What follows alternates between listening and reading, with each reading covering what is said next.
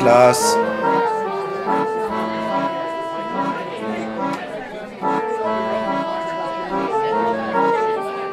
Moin, hallo, herzlich willkommen zur 143. Folge von Auf ein Glas. Dieses Mal im ganz anderen Setting. Ich bin zu Gast in Kastenmeyers Wein- und Champagnerbar. Die ist aber noch leer, denn es ist früher Nachmittag und die macht erst um 5 oder so auf. Wir haben uns hier eingeladen und der Gerd Kastenmeyer hat uns den Platz zur Verfügung gestellt. Vielen lieben Dank, Gerd. Und ich habe nämlich 2 Gäste, die später hier noch mit dem Volker Küchenmeister dienstlich zusammentreffen werden. Und da dachte ich mir, that's a chance, vorab einmal einen Podcast zu machen. Ich habe nämlich einen Gast, den ihr schon aus einer früheren Podcast-Folge kennt, Sebastian Wilkens, der sich mittlerweile selbstständig gemacht hat und dadurch mehrere Weingüter im Portfolio hat, die er vertritt. Und Giorgi, er ist Brand Ambassador at Château Mukhrani. Wenn ich das alles richtig ausgesprochen habe, das werde ich dann klären gleich im Gespräch. Château Mukhrani ist in Georgien, etwas nördlich von Tiflis, und ein sehr spannendes Weingut. Einen Wein hatten Matthias und ich schon mal verkostet, als wir 4 georgische Weine zur Probe hatten. Das Gespräch wird auf Englisch sein und wie immer, wenn wir Englisch reden, werde ich sehr viel protokollieren auf Deutsch, sodass diejenigen, die der Sprache nicht ganz so mächtig sind, dem vielleicht mit dem Mitlesen besser folgen können. So, jetzt warte ich auf die Gäste und wenn sie da sind, geht's los. So now finally the guests arrived. Leonard Cohen. Hello, Giorgi, that's right? Perfect. Hallo Sebastian, das ist richtig? Das war auch perfekt. Yeah. You're from Château, now the business starts. My Georgian is very small. Mukhrani? Actually, that's a perfect expression and the pronunciation. A lot of people are struggling with the letter Ch, but Yeah. you... Yeah. And this is some 30 kilometers north of the capital, that's right as well? Somewhere like that, yeah. So in the direction of Mtskheta, which was former capital of Georgia, you go that direction, you go past Mtskheta, and then from there you will have somewhere 10 to 15 minutes of driving. You will see the intersection, you follow the wine road sign, and then you will end up in Château Mukhrani, which is in the village Mukhrani. So. Yeah. And the wine road signs are very old. I know that wine tradition in Georgia is said to be 8,000 years old. So you take the old signs, or are they newer? No, we renewed that one because in Georgia we have 3 different scripts. So if we would keep everything in the old way, even a lot of modern local Georgians would not be able to find the place. Therefore, we assimilated everything.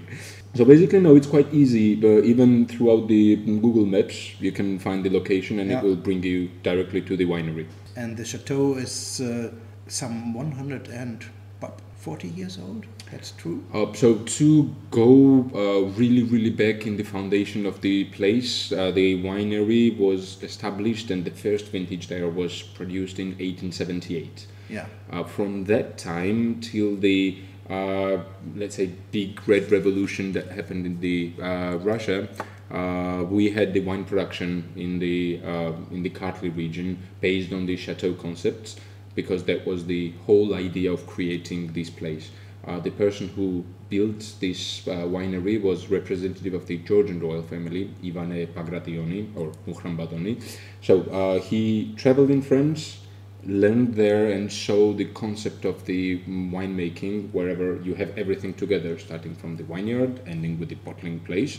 So he decided why not to bring in Georgia the same type of the concept to create the type of the wine which was done outside of the Georgia, because before that you know that we have this Kvevri tradition of heavy white wines with the tannic and all that strong structure. So that was something new for Georgia, and that was a door to Georgian winemaking into the other world, which was completely undiscovered for us. So therefore, until the Russian Revolution happened there, we were doing quite interesting style of the wine and exporting it outside of the country as well. But then during the Soviet Union, concept slightly changed. Wine was still done there, but the quality was not that important because we had the plan to... bring wine to the whole Soviet Union. The formula was more wine, less quality, or something like that. Exactly the same thing. Yeah. So you buy the grapes from everyone, whoever can produce the grapes, you do the wine, and then you have to reach certain quota, and then you have to send it into the different countries that was part of the Soviet Union. So we had a lot of wine, really, but not satisfaction quality to sit down and enjoy the wine. There are several, let's say, movies from the Soviet Union time in which you can find all the traces of that, to have a lot of wine but not the quality. Well, shit happens. Yeah. But by the way, capitalism was similar to that, though completely different system. They just added sugar to make the wine more sweet and to gain more quality. We had quite an innovative approach as well. We were doing wine from the powder. So I have encountered these stories from the generation of my grandfather whenever they were speaking about what was happening there. And then one of the way was whenever you had to produce the wine. So it was the thing that they were taking this huge, trucks with the water, going to the direction of a certain country, whichever was the neighboring country they were going to. And on the border, they were stopping everyone and asking, what are you taking? It was water. They opened up, they were checking it was water. Whenever they would cross the border, they would put some powder in there. And then whenever the water is moving here and there, at the end of the destination, whenever you arrived there, you had wine instead of the water in there. So Georgians were quite creative with creating wine from you everything. have a Christian history, I see. Oh yes, Making water to wine. We are quite interested. I think that Jesus was Georgian as well. He learned it from us. Okay. How old are you? 32 at this moment. So you didn't really live in that times. I was quite young. Had the last period of the 90s, which was quite dark and heavy historical moment of Georgia. But then, little by little, we had I remember 2, 3, 4 presidents of Georgia. First was this Shevardnadze period, which was after the 90s. Yeah. That was quite a hard period of for Tbilisi, for all of the things. That was the time where capital city did not produce anything, and it was, kept alive by the villages, because people were sending all the products and bringing everything from there.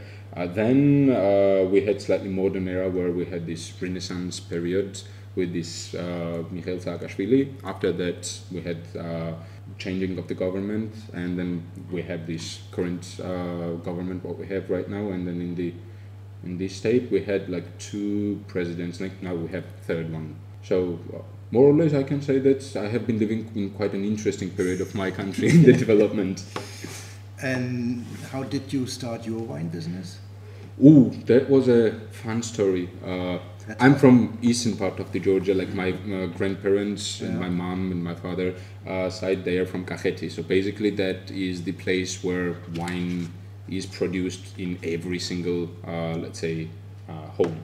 Therefore, I was quite into the wine. Loved it to drink it, and I had the quota for my own, whenever we are having these huge tables and with the long conversations, a lot of food, a lot of wine, there is a quota for the person. Usually you drink from 1.5 liter of the wine till 2.5, 3 liter of the wine, depending on the capacity. So in that case, I had 2.5 liter. Capacity of the people, not of the wine. No, the capacity of what you can contain in yourself as a person. So I was quite wine lover, but drinking, I wasn't able to understand any flavor, any bouquet, any palate, anything.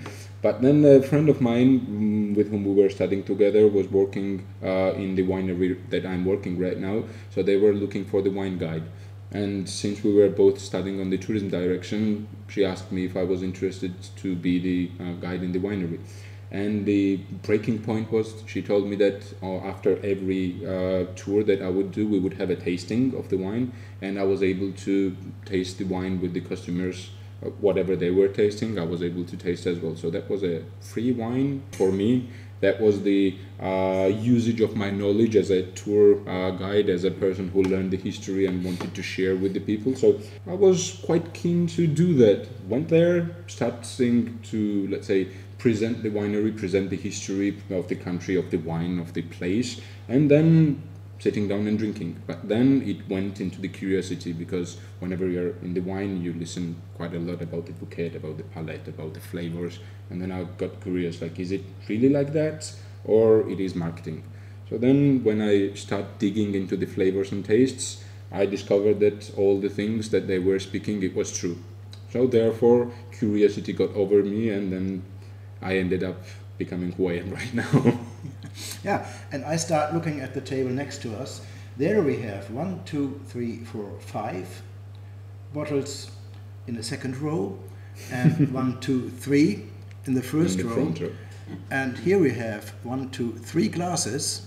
So what about the idea of trying some of this stuff? Oh, sure. And talking about it. I was waiting your permission to do that. There's no permission. I'm a guest here as well.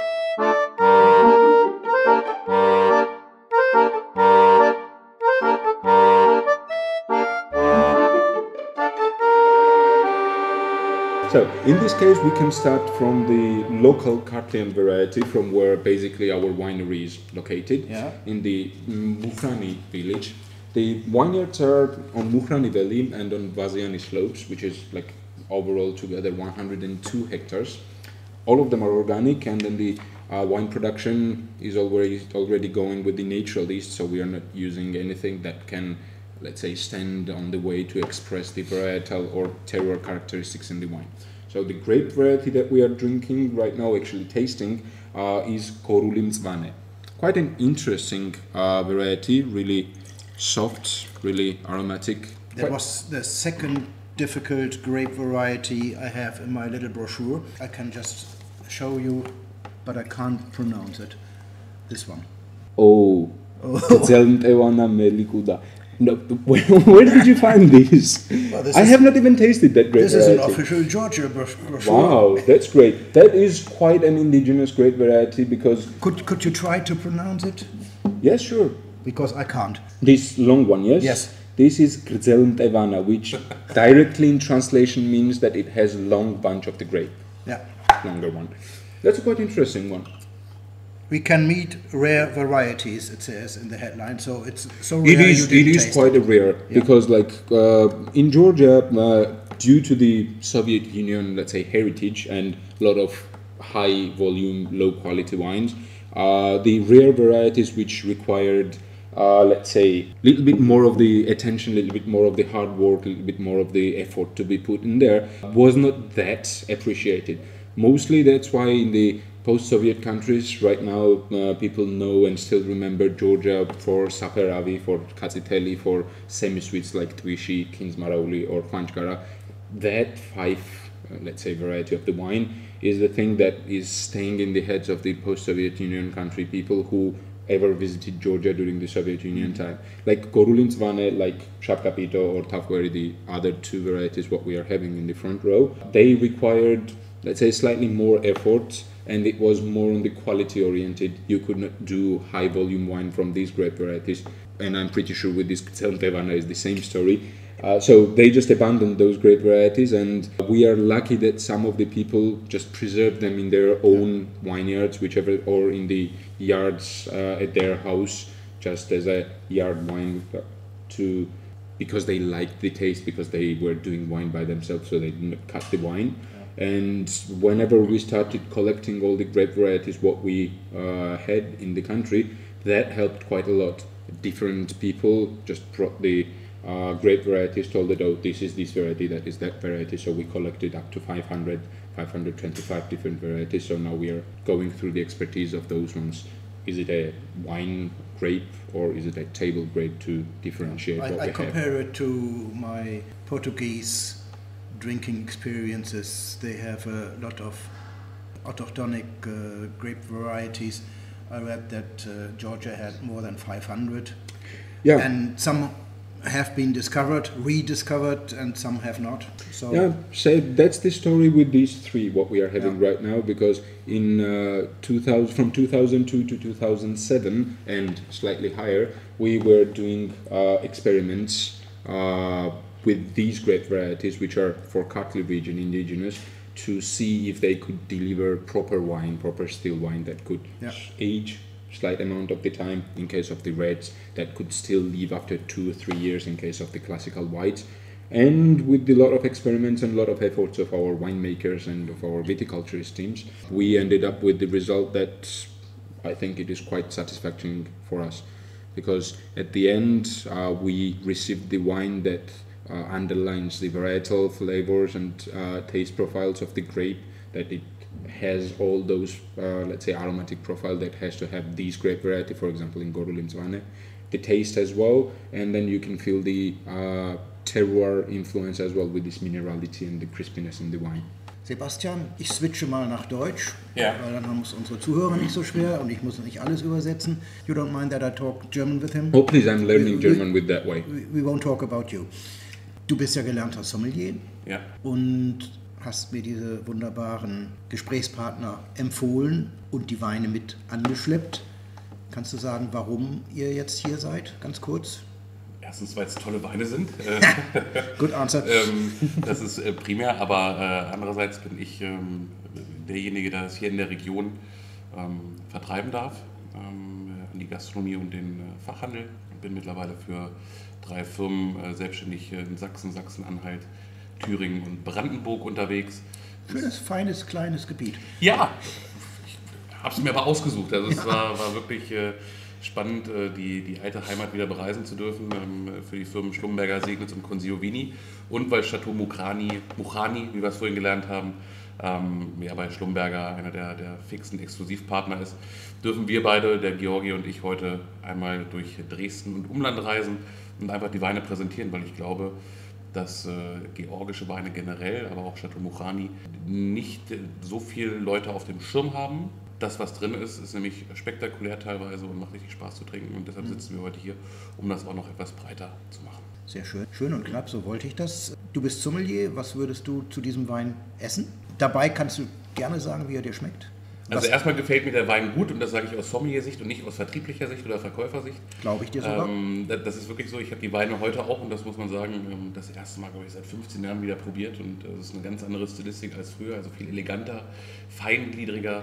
Wir haben eine ganz zarte Säure in dem Wein. Ich vermeide es jetzt vor Georgi die Rebsorte auszusprechen, das kann nur schief gehen. Wir haben das heute schon mehrfach geübt, aber es bringt nicht viel. Nein, ich finde es einen sehr saftigen Wein, sehr eleganten Wein, eine tolle weißblütrige Frucht. Guruli mit Zwarm ist doch ja, einfach. Habe ich ja gesagt.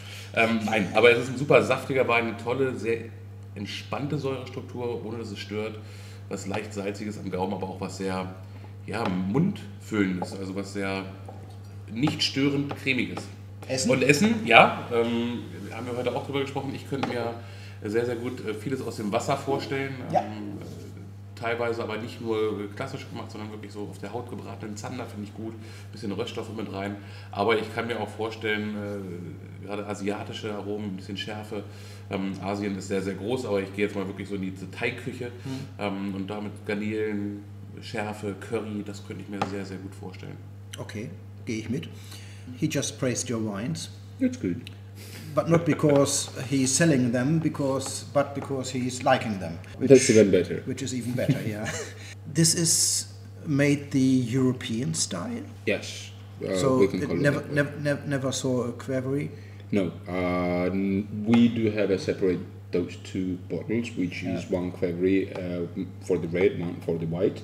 In Quevri white, we do have a blend of this grape variety, what we are tasting right now, plus Cazzetelli, because Cazzetelli is basically, if we can say it that way, like born for the Quevri. It has this all the structure and everything, so it can deliver the let's say structure for the liquid, and then Ivane is bringing all the freshness and all the let's say subtle tastes and the flavors in it. But in this case it was only stainless steel with the batonnage of somewhere 8 to 9 months, and then surely for somewhere 3 to 4 months. Which year is it? I didn't see. It is 2022 vintage. Yeah, and not so much alcohol, No. 12.5, which is less than I have feared before I saw and tried. So you do it really a modern style. Yeah, we try, plus the region gives us the ability to stain those margins, like from 11.5 to 13.5, something like this. Okay.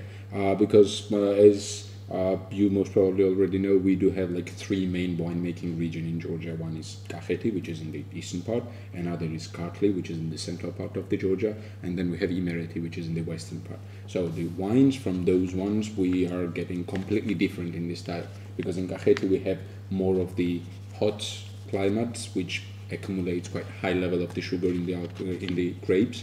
Then in the Kartli we have somewhere moderate climate with the day and night temperature shifts, which brings quite an interesting balance between the sugar content and sugar level, and then the acidity of the berries.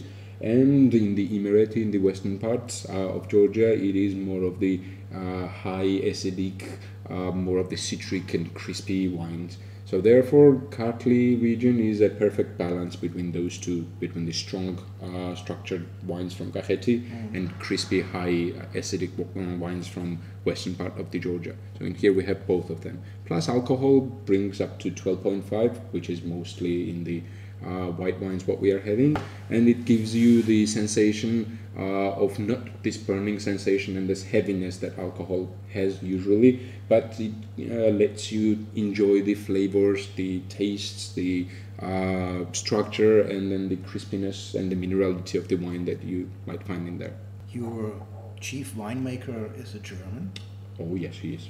And he long lived in France. Yes, in Bordeaux and region. worked there in Bordeaux. Mm-hmm. So this is kind of, so you close the circle, because the guy who started it went to France to learn European techniques. Oh yes.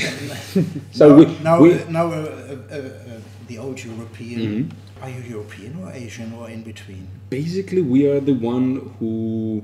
How can I say? I don't know. Depends what you take as a border of the Europe. Yeah. We can be the first country for the Europe after the Asia, yeah. Or we can be the last country for the Asia before Europe starts. So we are the gatekeepers. You're the gatekeepers. Yeah, quite hospitable people who love everyone, who appreciates the culture and knows how to be a decent human being, and that I think is in our genes, and that's why I think we have the longest history with the wine, because whenever you have a guest, what you can offer better than the wine? I'm thinking about it. Wait. Patrick Honeff is the name of the guy, yes. And he's been with you for 10 years? Yes. More or less? Can be slightly more as well. I think 13, 14 it was when he started. And he was, I read an article about that, and he was interested in the way the Georgians are making wine, and so the first guy, I won't pronounce that name, that is too difficult. That's Ivane, we can say. We can call him like Ivane. Went to France to learn that style, and now the French-German guy is coming over there to learn, learning more of the Georgian style. I found that interesting. We return to the beginning of everything. Yeah. In case of the beginning of everything, like Ivane, he was, how can I say, in Georgia at that time, in the 19th century, Georgia was a part of the King's Russia, the Empire of the Russia. Yeah. So the thing was that if you were a healthy male who could hold a weapon in his hand, you had to serve in the army. There was no escape from that one. And then the army took 7 years. So Ivane, because all the royal members of the family of Georgia, they were military people, he stayed there for 25 years. So he traveled quite a lot from one place to another. And then when he tasted in the different countries, more or less same style and structure of the wine, he got curious. And at that point, France was the main shiny point for the wine production. That's why he ended up there. And as for the Patrick, whenever we had the talk about that, why he decided to stay in Georgia, because when he arrived in Georgia, it was not the most beautiful country to stay in. He said that he... And it took him 3 times to come there to be convinced, I heard. Maybe. That I don't know those details, but what I know is that he had quite an interest to the indigenous grape varieties and the diversity of the wine sorts in Georgia. So therefore he decided to stay, to explore the terroirs, to explore the climates, and to work with the local varieties, which I think he succeeded quite nicely if we speak based on the wines that we are having right now here. How high is your winery in meters? From 500. What I know from Georgia, I've never been there, sadly enough. There are big mountains in the north, very big, but not so big mountains in the south, Caucasus. Yes, so there's the big Caucasus range, which is close to Kakheti, which is this main range of the mountains. Then on the south part we do have smaller Caucasus, and then we have on the western part the sea, Black Sea, and then on the eastern part we have the Azerbaijan and then the Caspian Sea. So basically we are in between of the two mountains range. And so how's the altitude of your winery? So the highest point where we have our vineyard is 620, 640 meters above the sea level. Okay. From like 520, 510 from here to, that's the range. And the temperatures in that region where you live? So basically it is quite a, let's say, can say continental climate, because like during the summer it can go up to 40, 42, quite high, but we have a diurnal shift which is like 10 degrees or so. That has huge impact. So during the day it might be super hot, but during the evening or night you have to have a jacket, otherwise you're going to catch cold. Therefore, and during the winters we do have some mild winters, like it never goes lower than minus, like let's say 10. That's the biggest minus what I remember. So usually it can go down to -3, -5, but that is not as scary. That won't harm the... Yes, to the wine it is nothing.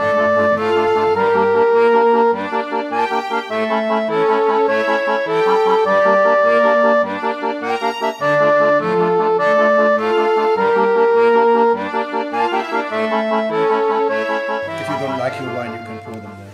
Usually in Georgia we struggle quite a lot with the culture of using spittoons. That's why I didn't place one here.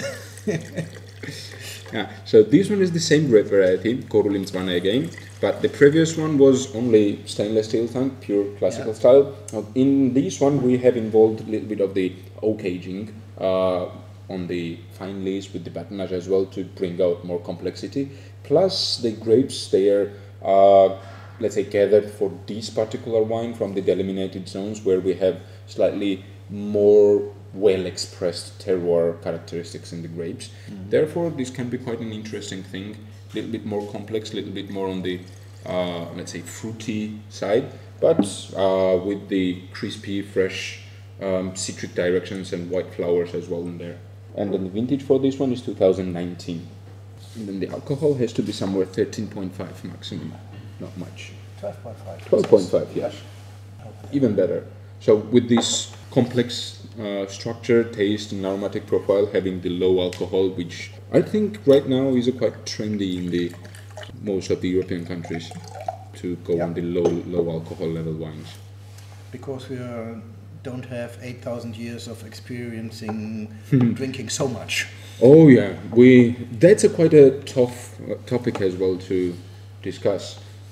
Because there was a certain period of the time that we were drinking only 3 to 5 glasses of the wine, not more. Then we went to 3 to 5 liters per person. Now we are 25, it says. Well, can go up there as well. Depends on the period. I don't know whether this is true. It depends which data they took from which period of the history of the country. But this is relatively new. I think it's. So that's what 25 liters per person. That can be a year.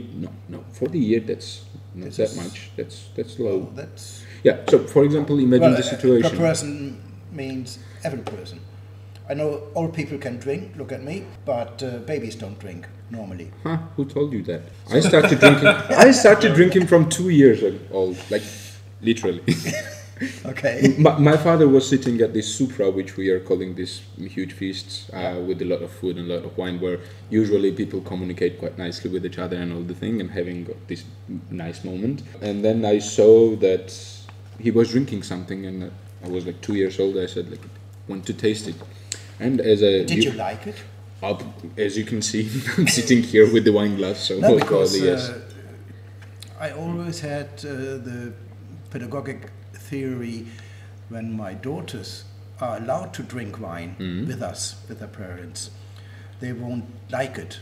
And I succeeded with that theory until we went to South France, where the wine was a little bit sweeter, Frontignan, and regions like that. And then they were in the age of going into a disco, but they didn't go. Can we go and buy some more of this wine? And then they were 12 or 13. So that's the date they started trying wine. Wine is quite an interesting thing. Like if you catch the tail of it, then and you get the curiosity, then it is quite an interesting thing to follow. It teaches you quite a lot. It teaches you how to control yourself, how to behave, and all the thing. If you follow the philosophy of the wine, it is never about getting drunk and but it could happen. Drink much. Oh, at the end of the night. It will happen eventually, and depends on the company, because if you're alone, you never drink that much. But if you're in the company of your best friends, then it's scary, but you have to take the risks. What to do? We tried to have a Supra here in Dresden some years ago, I think it was 2019, with wine of Georgia, of course, with a cook that has been to Georgia for 1 year before that. And of course we had Tamada. This is the big person of your statue, Sebastian, not so small, but a personality, and this is the guy who rules the table, and you don't drink without his allowance. And this was very polite. We didn't drink too much. We had a lot of fun, but not the Georgian way, I think. I know, it really depends. Like the idea of Supra is not having a lot of food or a lot of wine on the table. The idea of Supra is to share the moment with the people who you care, because sharing food and the wine with the person has always been the let's say highest form of showing respect towards someone. Because if you are invited in my place at my house to sit with me to share the bread and the wine, then I trust you and I appreciate you. If you're not, then I'm not calling you. That's the basic thing usually in Georgia and everywhere. The idea is still alive?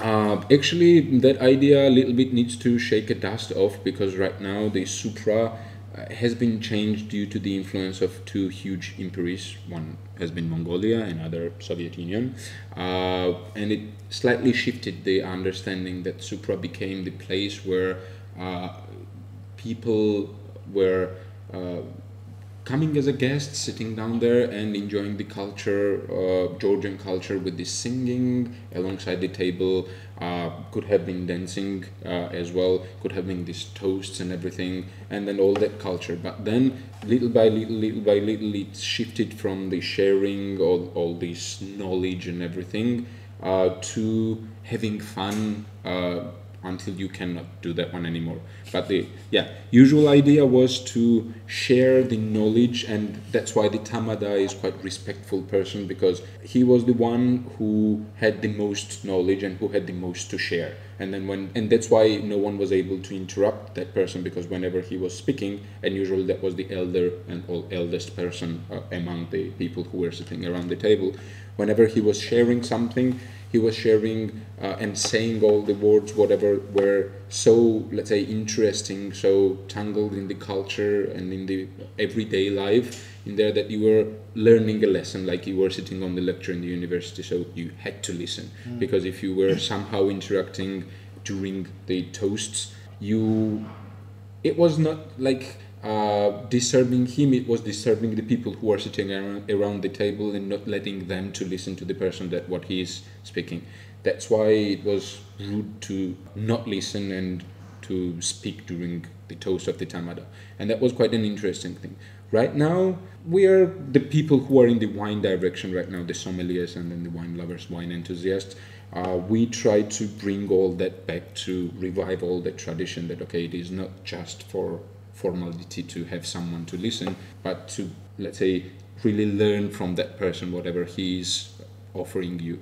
Will that be in the form of the toast? Will that be in the form of singing, or in everyday conversation? Because the role of the Tamada usually around the Supra is to conduct the conversation, whatever happens between me and you, and the person who is sitting in front or beside you, to have the topic to discuss and to go into, actually I can say, into the deep philosophical direction as well, to share all the knowledge what we have to each other. So I might learn something from you, you might learn something from me.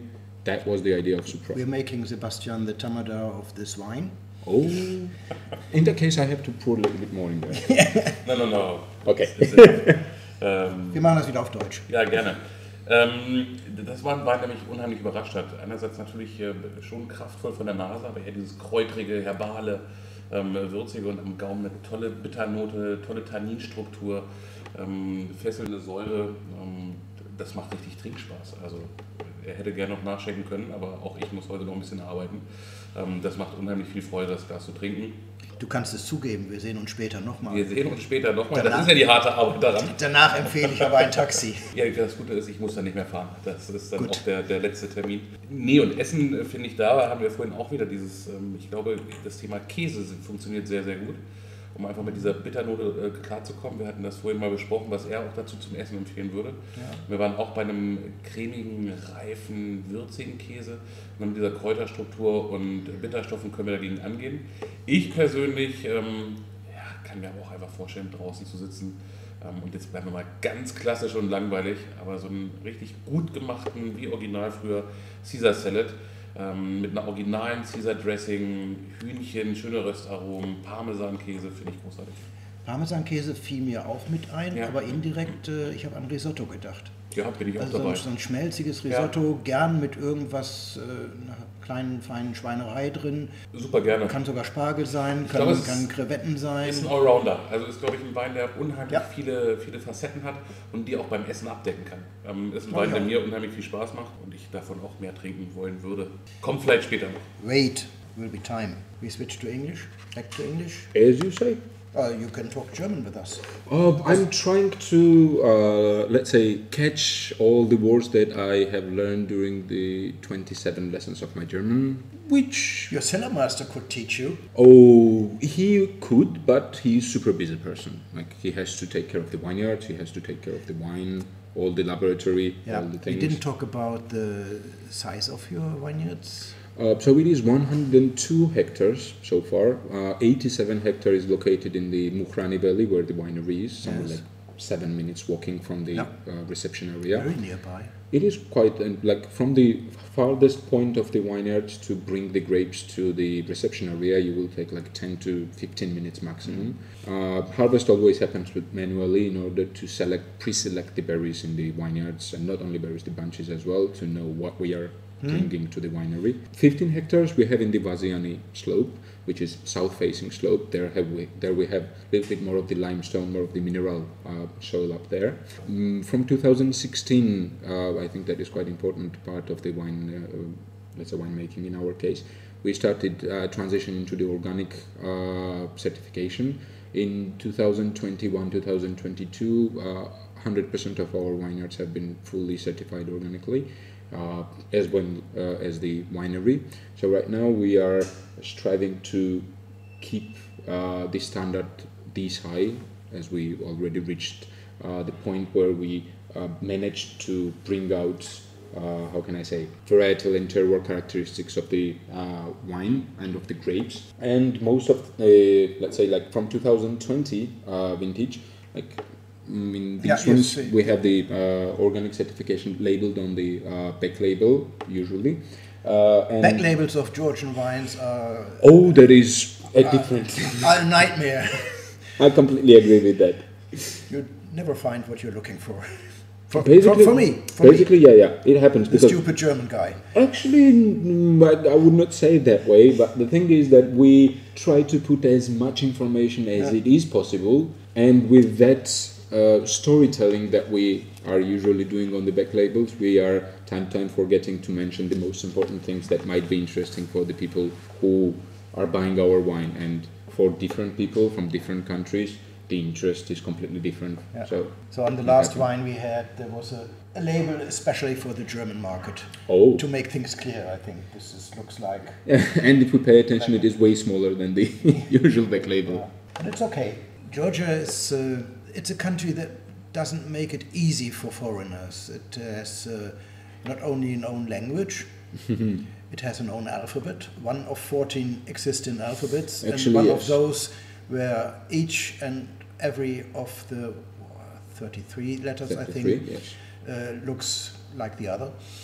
For people who didn't learn it. Oh. And then you have a lot of yeah, phonetically it is. On the labels, and then you have the words that I can't pronounce. So this is not so inviting.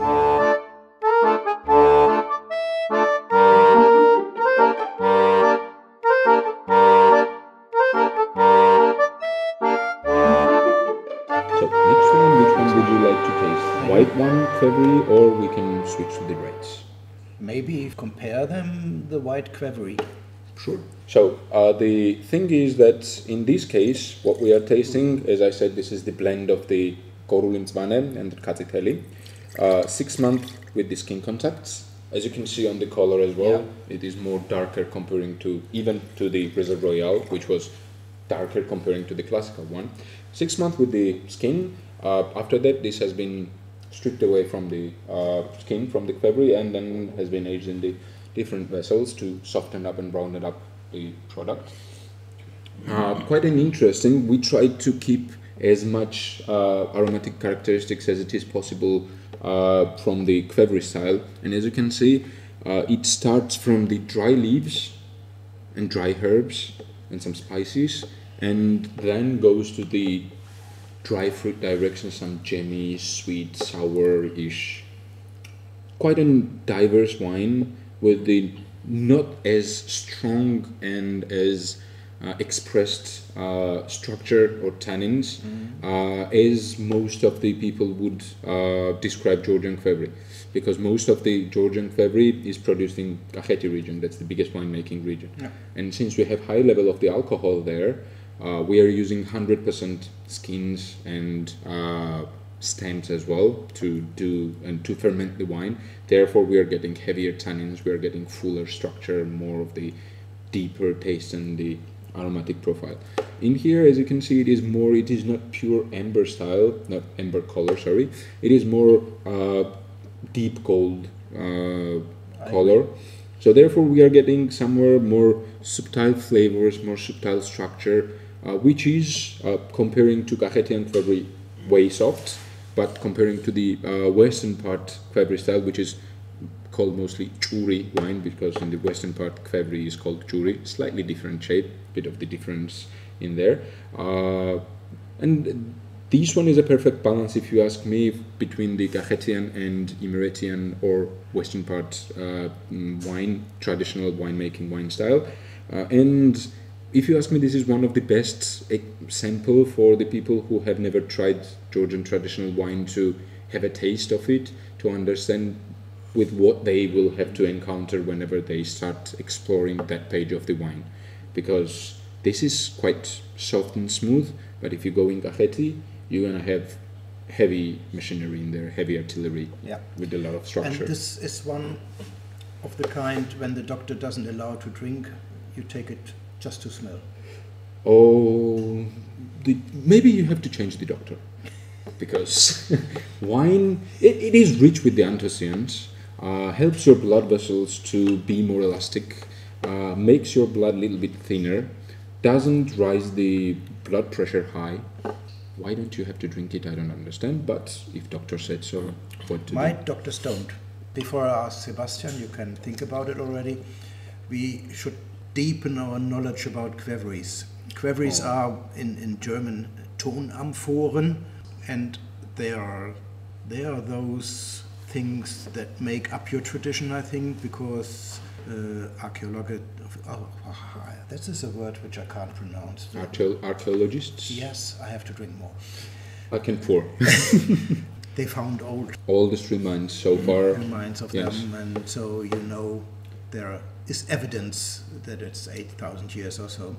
Yeah, so far. And what's the special thing about it? It's the way what you do with the wine when you put it in, but it's a special form. Mostly the form and the earthenware temperature. What's special with the form, and why did you do it? So, to start, how the Qvevri became wine vessel. Do you know that? No. Oh, that's a fun story. Yep. At least that's how I think, the logical way. Because like Kvevri, in Georgia we have found Kvevris in which we have found some threads, we have found some different, like we found their meat, we found their honey as well, we found there the grains. So basically, because it was under the ground, the temperature of the earth usually is always constant, somewhere 14, 16 degrees, not much. And if you have that Kvevri in the shade, it's even lower. So therefore it was a natural refrigerator for us. That's my logical thing.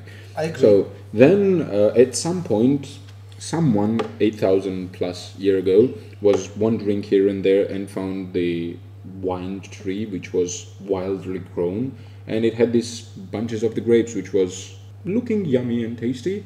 So he tasted one berry, decided why not to collect it and keep it in the fridge, what he had already in there. So he just took all the bunches, brought it to the vessel that we are calling right now Kvevri, and he put it in the in that vessel to keep it for a certain period of the time. After some time, that could be a month maybe, or even a week, depends how much he would put there. He opened the Kvevri and he saw that the berries were not there, and it was a liquid there which had quite an interesting aromatic profile. So he tasted it and ended up with the alcoholic beverage, which had quite an interesting taste profile with the quite nice aromatic profile, and decided why to waste this vessel for keeping something else. I will do this liquid and will be happy for rest of my life. Therefore he decided to do the wine in those Kvevris. Then with the shape it is the egg shape. That's naturally the strongest and toughest shape that we have in the nature, because it is not that easy to break. And plus it is helping, right now what I have read during the scientific, let's say, experiments with the Kvevris is that you have constant vortex effects in the Kvevri due to the different temperatures on the different layers of the wine. So whenever you're putting the grapes in the vessel and it starts fermenting, will you press them or crush them and you put it that way, or you just put whole bunches and then it will be pressed under its own weight, like carbonic maceration process is happening usually. So you're gonna have the process where you have a constant mixing procedure happening, and then it is working with the structure, with the taste, with the aromatic profile, because you have constant motion of the liquid, and then the solid particles, will it be leaves or skins or seeds or stems, to extract as much as you can. So therefore we are getting rich liquid with the color, more stronger structure, fuller body, heavier aromatic profile with lots of diverse flavors, and quite interesting, let's say, taste profile, including the secondary fermentation in there.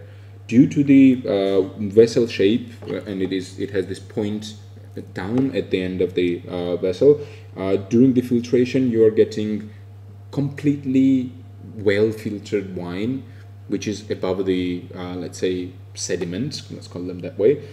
You have three layers. You have top layer, you have middle layer, and you have bottom layer, like third layer. So middle layer is as clean and as good as it can be, so you can just take out, extract the wine, pour it in the bottle and sell it. That's a ready wine.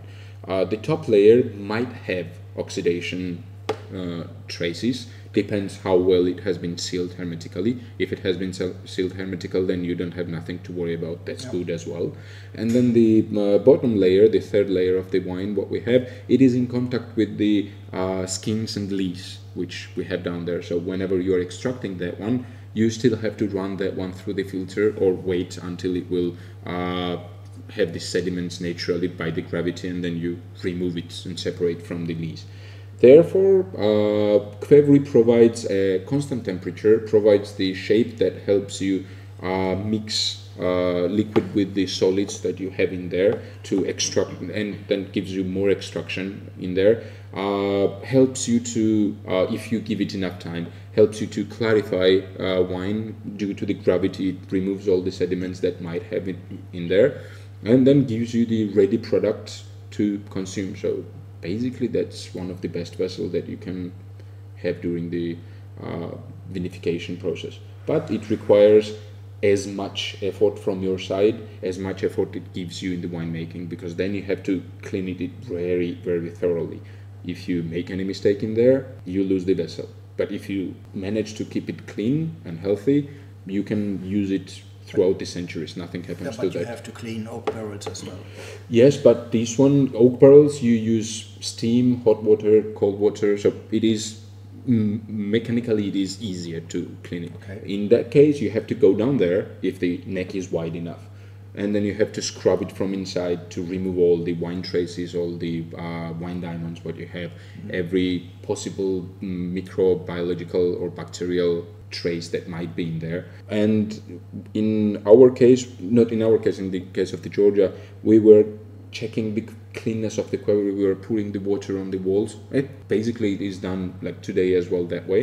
We were pouring the water on the walls, and from the bottom of the quarry, we were taking the water with the transparent glass, check it on the sunlight. If it is clean enough to be drinkable, then quarry is clean. If it's not, you do it again. And one procedure usually takes from 2 hours to 3 hours to scrub everything. Plus, it is slightly dangerous because you still have the alcohol vapor in there, the smell. It is under the ground, so oxygen doesn't go that well inside the quarry. Whenever you're working, you breathe heavily, you release CO2, less of the oxygen, you might lose your conscience. You lose your conscience, you might die there. If no one is standing above you, taking care of you, what happens to you? And that's why whenever in Georgia we were cleaning the quarry, we are always singing to let the person know what happens to us. And if we are not singing correctly, it's time for us to come out and time for another person to go down. That's why Georgians sing quite nicely, because whenever we are working, we are singing all the time. Okay. The life depends on that. Shall I ask you to sing? Oh no, I have never cleaned the quarry yet. What's the size of the quarries? Oh, it can is a typical, and is it a small, a very big one? So depends what you do. We are calling the mother quarry on Georgian, or like the fermentation vessel. Let's call it that way to be more easy understandable. That's the biggest one. So it can go from 2,000 liter to 3,000 liter because you're having there the skins and seeds and stems and liquid as well, juice. You ferment it there. Then whenever the aging period, usually 6 months, in case of, let's say, Kakheti, in Kartli it can be 3 months, in Imereti or in western part of the Georgia, that can be even like 2 months or 1 month, depending on the, let's say, grape condition. Then you take out all that ready wine already, and then you separate into the smaller quarries, because if you open 3,000 liter capacity vessel and you take 10 liters of wine from there, then you have oxidation in there. Therefore, we put smaller quarries, and it can go as small as 10 liters, 5 liters. You just refill it, close it. Whenever you have the guests, you open the quarry, take wine out of there. 5 liter is easy drinkable capacity. Refill that quarry, close it again. Depends on the number of people. Oh, it can be 2 people, 2 person. That's easy. 5 liter is okay. It's if you have a sandwich and then you have a nice friend who loves wine, 5 liter is nothing. Okay, we switch to Sebastian. Ich finde das großartig. Ich finde das mal anders, nicht so kompliziert, nicht so wie viele denken, fehlerhaft, sondern ganz im Gegenteil. Mir gefällt das unheimlich gut. Ich finde diese Salzigkeit toll. Ich finde die Aromatik, wenn wir so mal in getrocknete Kamellenblüten, Dörrobst, Aprikosen, was sehr, sehr kräutriges, forderndes. Und dann dieses sehr, sehr schlanke, salzige am Gaumen, finde ich großartig. Dazu essenstechnisch habe ich schon die ganze Zeit im Kopf ein bisschen Geflügel, am liebsten so eine Polar auf der Haut. Dazu so ein getrüffeltes kleines Kartoffelpüree und eine gebundene Gänselebersoße. Würde ich sofort mitmachen, da könnte ich, glaube ich, die ganze Flasche zu austrinken, weil das einfach so trinkflussanimierend ist. Ich habe jetzt den Wein noch im Glas, mein Glas ist leider jetzt auch alle. Ich glaube, eins durfte ich. Und ich glaube, dass man da einfach nicht genug von kriegen kann. Ich finde das echt richtig gut. Ja, schöne Zusammenfassung. Ja. Mir fiel noch ein beim ersten Schluck, diese ganze Orange-Wein-Bewegung in Deutschland, als die startete, hat ja immer gesagt, wir nehmen uns diese alten Dinge so als Vorbild, und da fiel dann auch oft Qvevri und georgische Weine. Die hätten das mal richtig probieren sollen und nicht alle Fehler machen sollen, die man machen kann. Ich finde auch... Weil das schmeckt ja nun überhaupt nicht so, wie die schlimmsten derer, die ich probieren musste, geschmeckt haben. Also das ist sauber, das ist klar, das erinnert noch an Wein. Ist für mich auch kein richtiger Orange-Wein. Also nee. Das ist ja immer, ich glaube, ein Orange-Wein, das Thema... Aber die Machart ist ja sehr richtig, aber den Orange-Wein kann ich auch im Stahltank produzieren, wenn ich will. Ja, leider. aber ein Quevri-Wein, nur in der Amphore, die typisch dafür ist. Und ich glaube, das muss nicht immer orange sein. Und wir haben ja vorhin auch gehört, und Giorgi meinte das ja auch, er ist gar nicht so richtig Amber oder Gold, oder Amber oder Orange, sondern eher das Goldene. Und ich glaube, das ist halt das Faszinierende daran. Ja. Also Maischenvergoren ist der Wein. Ja. Das finde ich auch gut gemacht, auch lange auf der Maische. Es macht unheimlich viel Spaß, das zu probieren und auch zu trinken. Ja, und ich war mal bei einem Winzer in Slowenien, der einen ähnlichen Ansatz hatte. Das Ding ist eben, man muss den Zeit geben und dann gehst du mit deinem Schöpfgerät da rein und holst den klarsten Wein ever raus. Ja. Und es ist trotzdem alles drin. Es sind die Blätter drin, es sind die muss nicht Stämmel trüb sein. drin, das setzt sich ja alles nach unten Ich ab. finde das richtig gut und ich glaube, das ist auch, wie gesagt, Essensbegleiter extrem dankbar. Ja. Okay. Thanks a lot.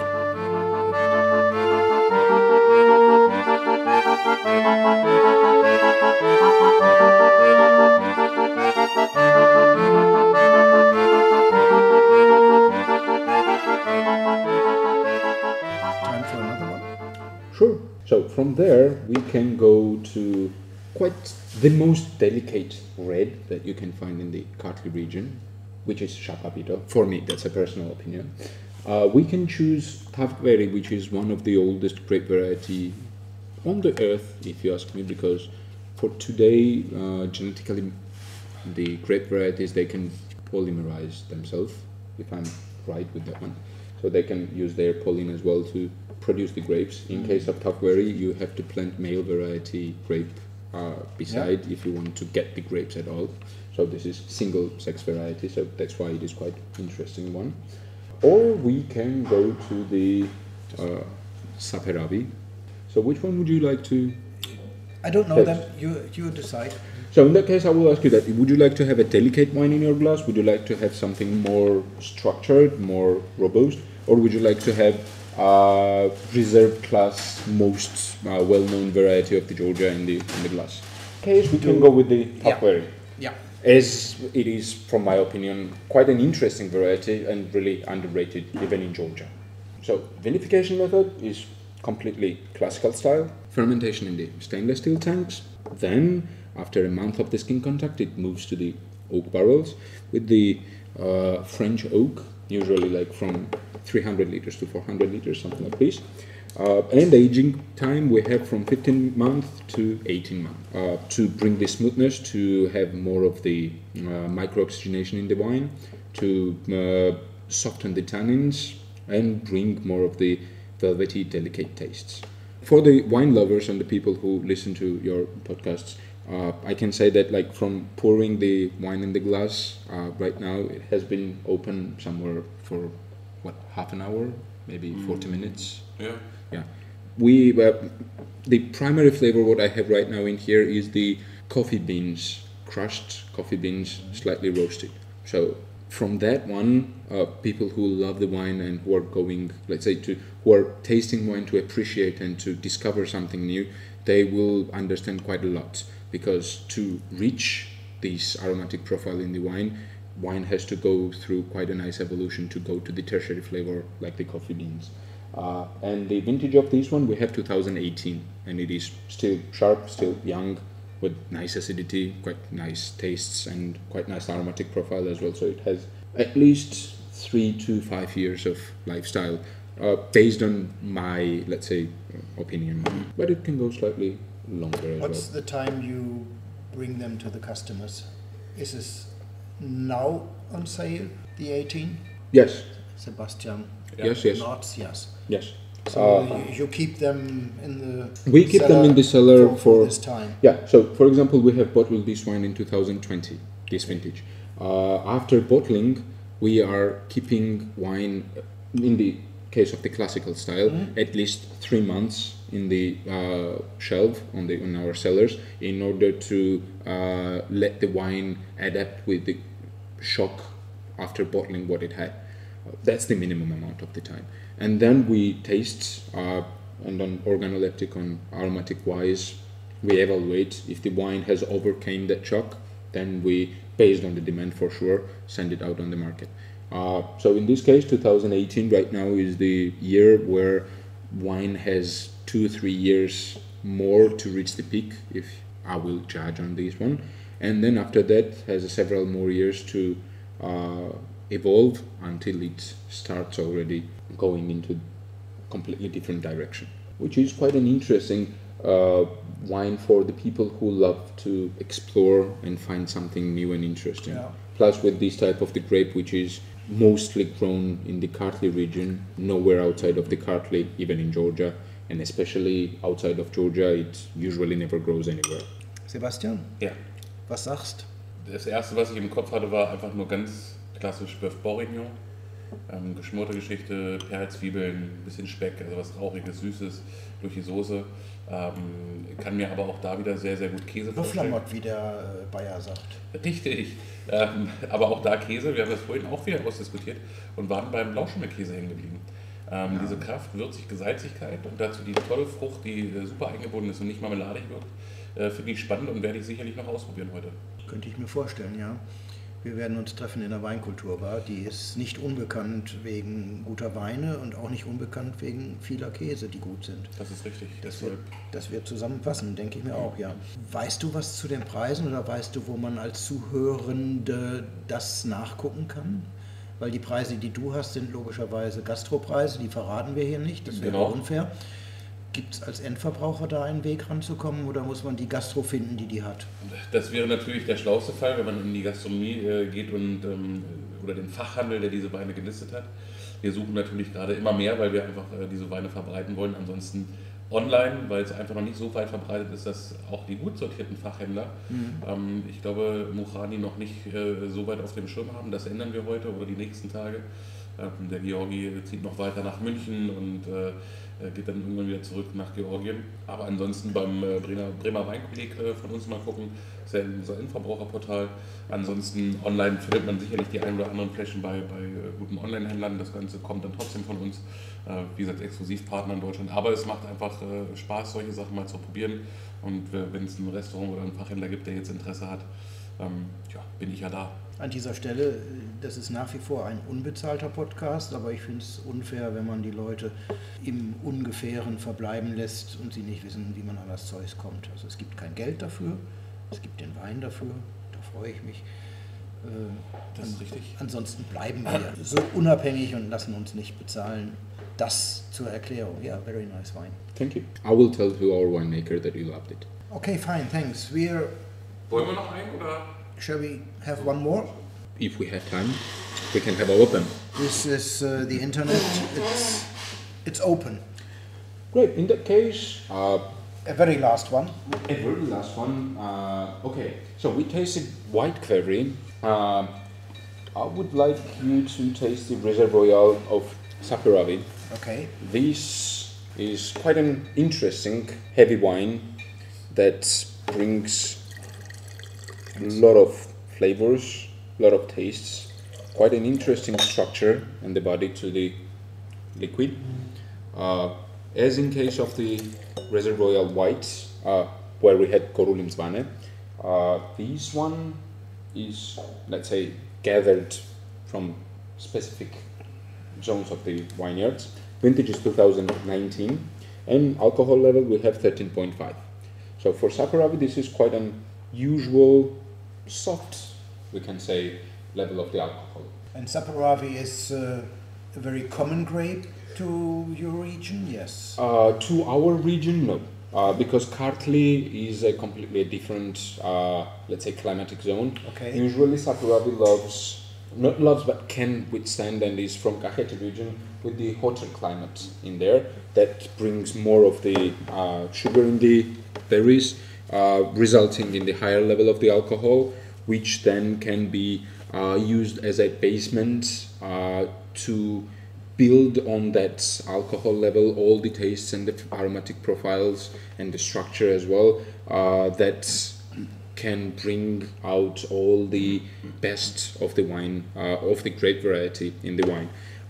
In Kartli, what our winemaker had succeeded to do is to balance that power this Saperavi has on the level of the alcohol, like 13.5, without losing the characteristics of the grape variety, bringing out all the, let's say, strong and well-presented aromas of this grape variety, which is basically starting from, if we cool it down, we go to the berries, even flowers, and then from that one, you're step by step evolving into the riper, darker fruits with the creamy texture, plus aging in the oak barrels for 22 to 24 months, depending on the vintage, brings out the smoothness and velvety flavors and texture, plus giving you, let's say, more this charcoaly, smoky, peppery, you can say some herbal notes as well, some dry herbs, with the dry fruits and some fruit leathers as well. And if we let the wine to breathe a little bit and open up, we can end up with the tertiary flavors like the leather, some red meat, a bit of the black soil with some mushroomy flavors, some chocolate, some coffee. Depends, because the aromatic profile and taste profile for each person is different. Depends what we have tasted. So, but this is the wine that I would bravely use in any type of the gastronomic pairing if I was speaking about, or I was offered a food which has quite complex structure and intense tastes. This goes quite nicely with everything except umami, if we don't love super strong tannins, super high alcohol and super high black pepper in it. But there are some people, personally I know several of them, who love to have those spiciness and then this fire in their pairing. So for them will be interesting as well. We'll ask Sebastian. Peking-Ente.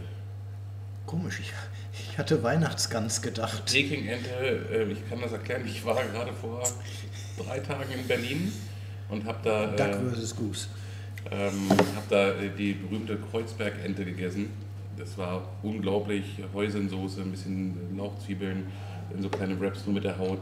Ja, bin ich komplett bei Umami, komplett bei diesen Aromen, finde ich großartig. Schön. Okay. I think that makes it. So For the time we should try to keep. 1 hour is the aim. It's a little bit more, but I don't care. oh, in that case, we do have time for toast. A little. Yes. Yeah. How can we drink wine without saying a toast? So, will you share the toast with us, or should we make Sebastian as a toastmaster? As you said, we can. You're the one. You're the Tamada. Oh, so Because you have the 8,000 years tradition in your body. Yeah, in the genes and the blood, it is. So, in that case, I would like to make it as short and as simple as it can go. Would like to drink for the wine by itself, for the people who work to bring grape to the condition from where another person can receive the liquid that can connect whole world with each other. Because when you are sitting around the nice glass of the nice wine, sipping it and having a good time with the person who is sitting in front of you, having a communication, sharing, speaking and listening to each other, it doesn't matter who he or she is, from where he or she is. What matters is the emotion, is the connection, and is the moment that is created by the liquid and by the hard work of those people who spend sleepless nights to take care of this amazing thing that we are calling right now wine. So cheers to people who appreciate wine, cheers to people who create the wine, and cheers to the liquid that connects the world. Thank you very much. What is thank you in Georgian? Madloba. Thank you very much will be Didi Madloba. I know it sounds like... You should look at Sebastian's face now. Danke! Yeah. No, thank you.